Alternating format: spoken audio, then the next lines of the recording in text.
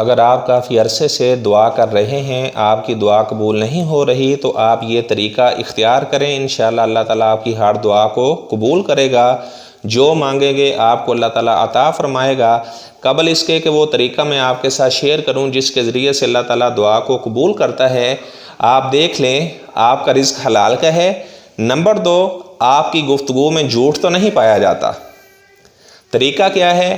جامع ترمذی میں 481 یہ حدیث کا نمبر ہے۔ انس بن مالک رضی اللہ تعالی عنہ فرماتے ہیں، میری والدہ ام سلیم رضی اللہ تعالی عنہ آپ صلی اللہ علیہ وسلم کے پاس آئیں اور کہنے لگی، اللہ کے رسول صلی اللہ علیہ وسلم مجھے کچھ کلمات سکھا دے جن کے ذریعے سے میں اللہ سے دعا کروں۔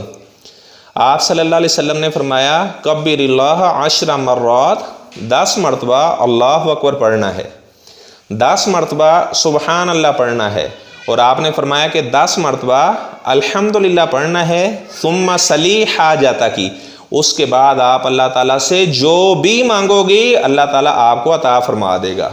جو دعا بھی اللہ تعالیٰ سے کرو گی اللہ تعالیٰ آپ کی دعا کو قبول کرے گا۔ تو میرے بھائیوں، یہ کتنا آسان سا طریقہ ہے۔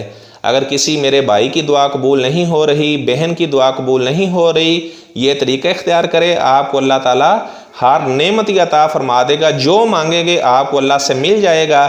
یہ بات آپ نے دوسرے مسلمان بھائیوں کے ساتھ بھی شیئر کریں۔ اللہ تعالیٰ ہمیں نیکی کے کاموں میں سبقت کرنے کی توفیق عطا فرمائے۔